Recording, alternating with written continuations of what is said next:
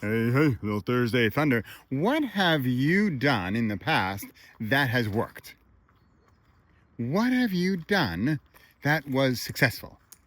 What are you possibly no longer doing that was successful and you're not doing it anymore? Bradley Charbonneau, a little Thursday Thunder here, a little Repossible podcast, and I am I am a compulsive, addicted master creator. I have new ideas all the time. It's both a curse and a blessing. It's a curse because I have new ideas all the time and I then leave, yesterday's idea to die. And then it's fun because I have new ideas all the time. And so new ideas pop up and I can work on new ideas. Yay, fun. So it is early 2025 as I record this Thursday Thunder. I do a weekly podcast, if you're not familiar, weekly podcast and a weekly video, which is what you're watching and listening to, called Thursday Thunder, because I believe the ideas come with the lightning, maybe on Monday or Tuesday, and the good stuff, you let it sink in for a bit and then comes the thunder. Today, what is that stuff that you've done that worked and maybe you're not doing anymore? And why not? And why aren't you doing it? What could you do? Or should you do it more? So, as I said, early 2025, and I've been asked, plus I just need to do this, I need a more improved, I need an optimized, a better speaker page, right? I am a speaker, I speak a lot, and yet I wholeheartedly admit this, I am not very professional in my marketing, offering up what I do. Like typical sort of TEDx pitches are, what are your three main talks, right? What do you talk about? And I just heard a great quote the other day. It said something like, the organizers don't hire the speaker, they hire the speech. I thought, ooh, yeah, I'm an awesome guy.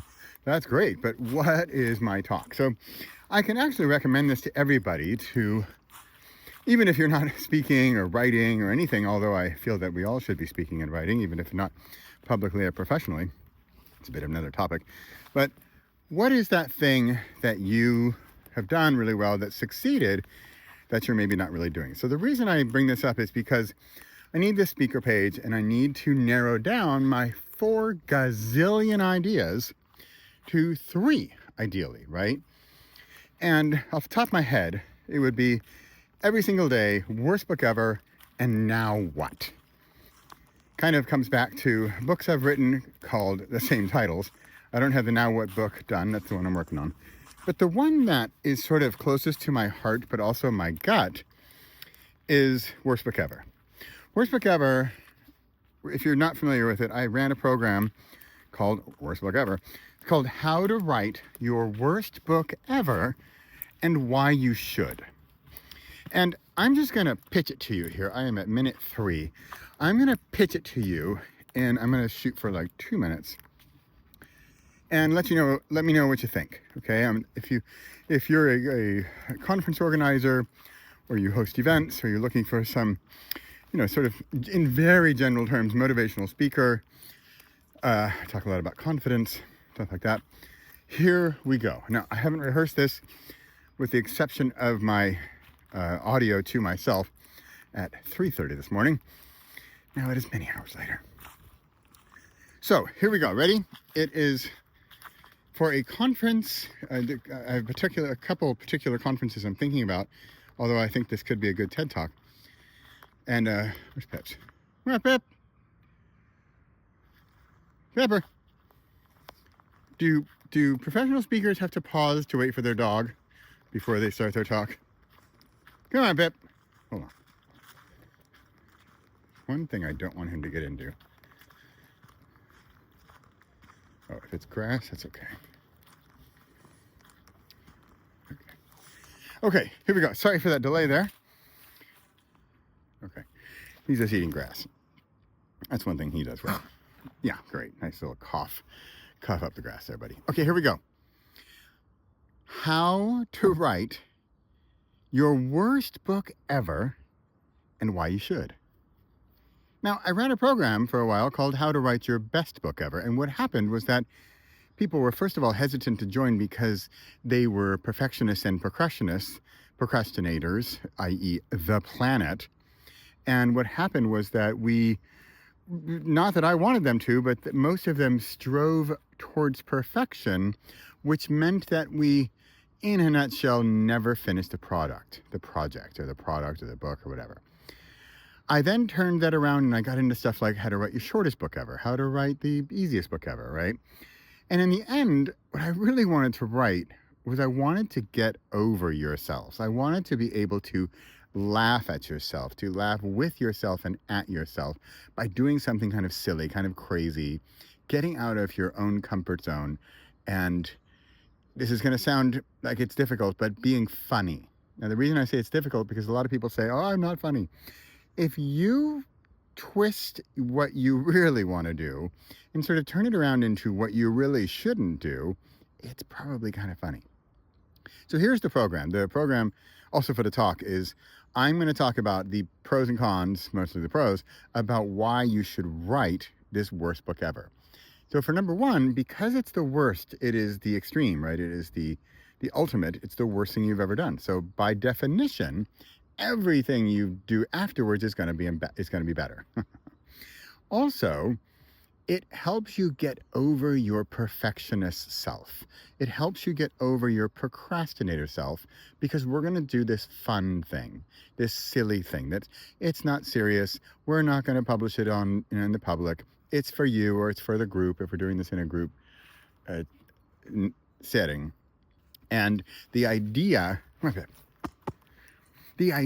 is for you to start something and finish something and have fun with it and laugh at yourself and with yourself. Who is this for? This is for people who are stuck. So whether you're stuck on your absolute first book or you're stuck on your 41st book, this will help you get unstuck. And it will help you get unstuck by finishing something. I want you to complete something so that you have that sort of success and celebration feeling and you're ready to do more. Because you've done this one thing, you're like, gee, I could do that. I can do more. If you've written a whole bunch of books or completed a whole bunch of whatevers, then maybe you don't need that. However, this could help you break through somewhere where you have been stuck and it can break through into new ideas. So I'm going to give you a quick couple of examples. So that's roughly it. What we're really, if you're looking for one word that I'm talking about, is breakthrough. If you want a second word, it's confidence. I'm going to give you the confidence to finish this project, thus the confidence to finish future projects, right? That's the sort of businessy end of this. The fun, Bradley end of this is we're going to have a laugh. We're going to have some fun. And then here's a bit of a side benefit that you might think is dorky, but it's actually quite true and quite powerful, is that, and it's going to sound really weird, but at writers' conferences, almost the first question anybody ever asks is, oh, what are you working on, right? And let's say you're hesitant. Let's say you're not so proud or not so sure about what you're working on. And you might say, oh, yeah, well, yeah, it's really a draft and I don't really know. I'm not really sure. Oh, I don't really want to talk about it. What if you said, I'm working on, the history of socks in the dryer, right? Some totally silly thing. And they're like, excuse me, what are you talking about? And then so I love the question. They say, oh, well, is it any good? And you say, no, it's terrible. And they say, excuse me again? So can you see how this conversation is going? And meanwhile, you're probably giggling or laughing and they're confused and you're going to explain it and you're doing worst book ever. And ideally you could show them somehow what you're working on and you've just broken the ice and you have a conversation starter. I mention this because many authors are introverts and scared of, talking to people and not sure what they can talk about. So this would be a funny and fun thing to talk about at a conference. So there you go. Hey, I'm running out of time. I see that I didn't adhere to my 2 minutes necessarily. There's a couple elements, like right now I'm doing a video of this, whereas I'm a writer. That's one of the elements. I want you to work on this worst book ever outside of your normal comfort zones, like writing or on a computer. Finally, I'm not going to have time, but I'll tease you with it. I have a little tactic called the 1-star and the 3-star and the 5-star review that you're going to write for your own book. All right, I'm out of time, 10 minutes. That's my pitch for worst book ever. Let me know what you think. Bye for now.